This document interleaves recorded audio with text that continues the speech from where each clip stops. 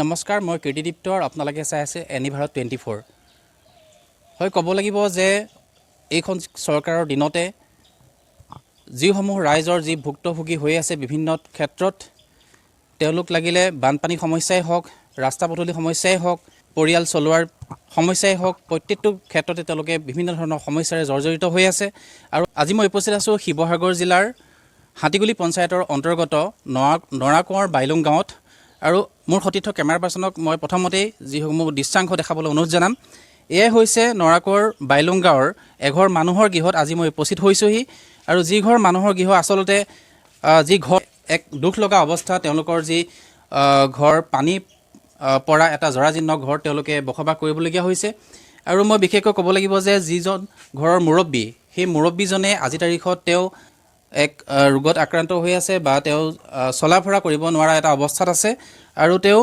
যথেষ্ট এক কষ্টত তেওঁ যি জীৱন নিৰ্বাহ সেই জীৱন নিৰ্বাহ কৰিবলগীয়া হৈছে আৰু বিশেষকৈ মই তেওঁৰ ওচৰলৈ যাব বিচাৰিম আপুনি খোজ কাঢ়িব নোৱাৰে খোজ কাঢ়িব নোৱাৰোঁ কিমান দিনৰ পৰা এই সমস্যাত ভুগি আছে আপুনি মোৰ এতিয়া 19 বছৰমান হ'ল ঘৰ পৰিয়ালটো কোনে চলাই আছে ঘৰ ল'ৰাই চিয়া কৰে আৰু মাইকী মানুহে কাম কৰে সেইভাগে খাই আছোঁ খেতিপথাৰ আছে নাই খেতিপথাৰ কৰে ল'ৰাই এনেই কৰে আৰু মইতো যাবই নোৱাৰোঁ আৰু আপোনাৰ যি বিকলাংগৰ যি সমস্যাত আপুনি ভুগি আছে নাই মই সেই একো পোৱা নাই আজিলৈকে চব কাগজ পত্ৰ য'তে হয় ত'তেই দিছোঁ আৰু ঘৰ আপোনাৰ ঘৰটো নাই ঘৰ এয়া দেখিছে ঘৰ পোৱাই নাই দেখিছে নাই আমাতকৈ আগে দিয়া আমিও দিছিলোঁ সেইবিলাক ঘৰ পালে এতিয়া আমি পোৱাই নাই ঘৰ আজি পৰ্যন্ত কৰি লৈ হয় তেওঁ যি বিকলাংগৰ যি তেওঁ সমস্যাত ভুগি আছে তেওঁৰ যি আইডেণ্টিটি কাৰ্ড হওক বা তেওঁ যিখন চাৰ্টিফিকেট সেই চাৰ্টিফিকেটখনো তেওঁ আমাৰ আগত এয়া দেখুৱাইছে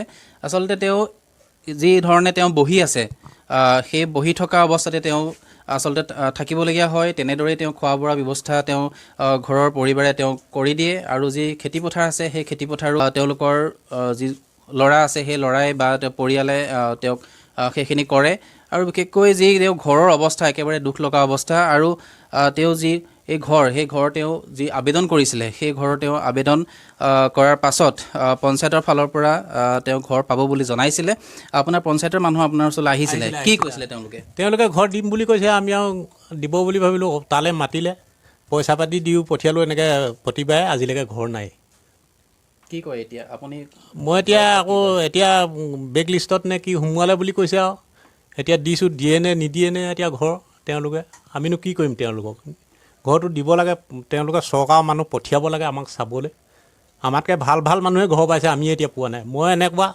বা ঘৰো এনেকুৱা দেখিছে নহয় হয় তেওঁ আচলতে জনাইছে যে তেওঁ আবেদন কৰিছিলে আৰু সেই আবেদনৰ সম্পৰ্কত যি পঞ্চায়তৰ ফালৰ পৰা যি ঘৰৰ লিষ্ট কৰিবৰ কাৰণে মানুহ আহিছিল কিন্তু পাবলগীয়া আছিল তেওঁ সেই পাব বুলি তেওঁলোকে জনাইছিলে কিন্তু আজিৰ তাৰিখত তেওঁ সেই নামটো কৰ্তন কৰি দিয়া হৈছে আৰু কি কাৰণে কৰ্তন কৰা হৈছে এক ডাঙৰ প্ৰশ্ন হৈ পৰিছে আৰু ভৱিষ্যতৰ দিনত তেওঁ অতি সোনকালে সেই ঘৰ তেওঁ পাব লাগে আৰু বহু এই ঠাইৰ যি নৰাকোঁৱৰ বাইলুং গাঁৱৰ যি ঠাইডোখৰ সেই ঠাই যথেষ্ট সংখ্যক এনেকুৱা ধৰণৰ মানুহ আছে যিসকলে আচলতে খেতিপথাৰত তেওঁলোকে বা দিন হাজিৰা কৰি তেওঁলোকে পৰিয়াল পোহপাল দি আছে আৰু তেওঁলোকৰ যি চৰকাৰী সা সাহাৰ্য সেই সা সাহাৰ্যৰ পৰা তেওঁলোকে বঞ্চিত হৈ আছে মই পোনপ্ৰথমে এগৰাকী মহিলাৰ কাষলৈ আহিব বিচাৰিম হয় আপোনাৰ নামটো কওক আৰু আপুনি চৰকাৰৰ ফালৰ পৰা কি পাইছে এতিয়ালৈকে হেৰি কৃষকটোৱে পাইছোঁ আৰু ইভাগে একো নাই পোৱা অৰুণোদয় নাই পোৱা অৰুণোদয়টো আহিছিলে সেইবোৰ ভঙাই পঠিয়াই দিলে ওচৰৰ মানুহে ঘৰ উপাৰ্জন কোনে কৰে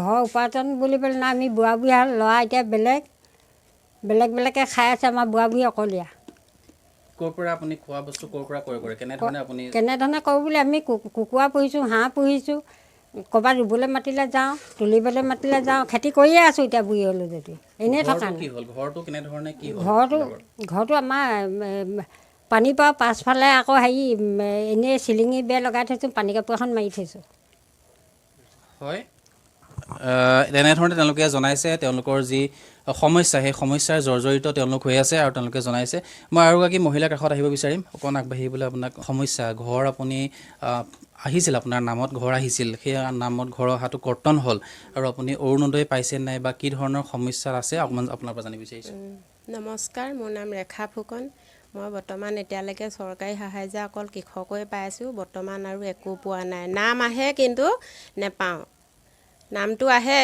কিন্তু সুধি যায় কিন্তু একোকে নেপাওঁ। পঞ্চায়তত গৈছিল নাই? গৈছোঁ, যোৱা বছৰো গৈছোঁ, এইবছৰো গৈছোঁ, কয় কাগজ তেওঁলোকে? দিয়ে থাকোঁ, নিদিয়ে আৰু এতিয়া একোকে কয় নকয়। তেওঁলোকে? এতিয়াও এয়া গ'লোঁ BDO ওচৰলৈ। আৰু ঘৰৰ আপোনাৰ পৰিয়াল কোনে চলাই থাকে? কেনেকৈ উপাৰ্জন হয়? মানুহজনে এনেকৈ হাজিৰা কৰি যেন তেন চলাই আছে আৰু।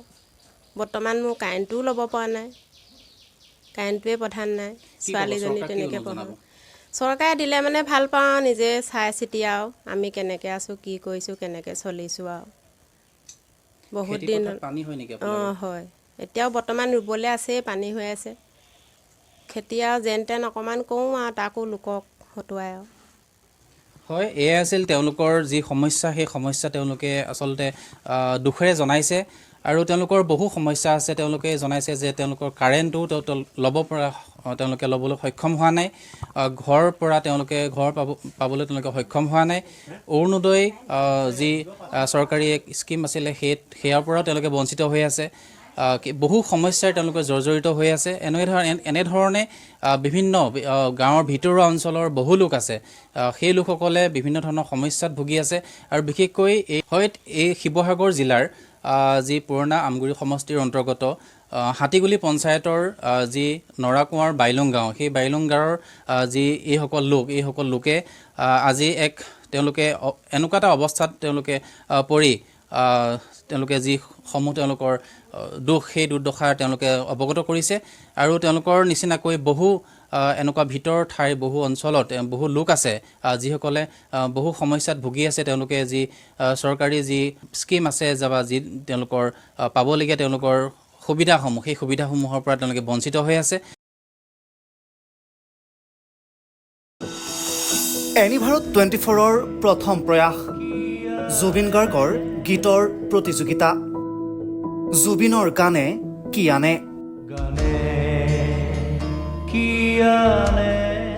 অডিশ্যনৰ বাবে যোগাযোগ কৰক 8638661821 আৰু 8812831556 নম্বৰত।